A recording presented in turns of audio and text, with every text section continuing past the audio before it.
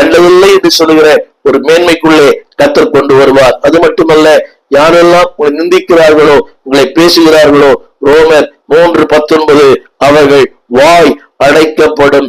அது மட்டுமல்ல, அவர்கள் தேவனுடைய ஆக்கினை தீர்ப்புக்கு ஏதுவாய் இருப்பார்கள். என்னை கேட்டுக்கொண்டிருக்க அமுதே பிள்ளையே, இளையகுமாரன் தகப்பன் வீட்டுக்கு வந்தான்.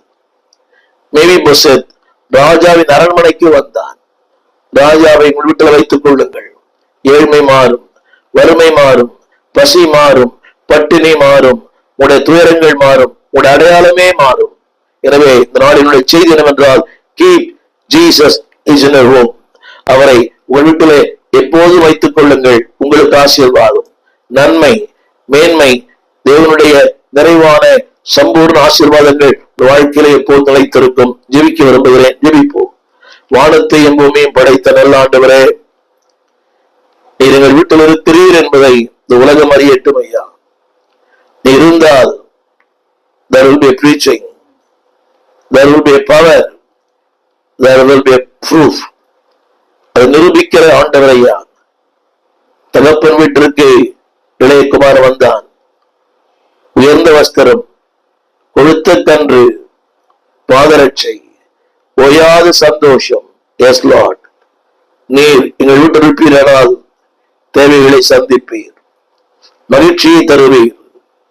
ஆமாண்டவரே, குறை சொல்கிற மக்கள் உண்டு, குற்றம் சொல்கிற மக்கள் உண்டு. இவர்கள் மத்தியிலே அவர்கள் வாய் அடைக்கும்படியாய் நீர் காரியங்களை செய்கிறீர். தேவனே, எங்கள் வீட்டில் இருக்கிறீர் என்பதை இந்த உலகம் அறியட்டும் ஐயா. அயலகத்தால் அறியட்டும். நீ எங்கள் வாழ்க்கையில் இருக்கிறீர் என்பதை எங்கள் நண்பர்கள் அறியட்டும் ஐயா. உறவுகள் அறியட்டும்.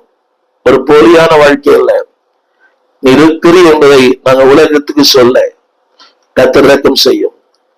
நீ கூட்டத்தை நேசிக்கிற தேவன் மட்டுமல்ல, தனிநபர்களை நேசிக்கிற தேவன், குடும்பங்களை நேசிக்கிற தெய்வம். எஸ் லார்ட், இதை கேட்டுக்கொண்டு ஒவ்வொரு வாழ்க்கையிலையும் நீ அவர்களுடைய ராஜாவாயிரும், ஆளுகிறவராயிரும், ஆட்சி செய்யும், எல்லாவற்றுக்கும் எல்லாமா இருந்து நடத்தும்.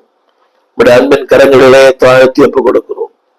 தேவ கிருபை, தேவ சமாதானம், தேவ இரக்கம் அவருடைய வீடுகளில் ஆளுகை செய்யட்டும்.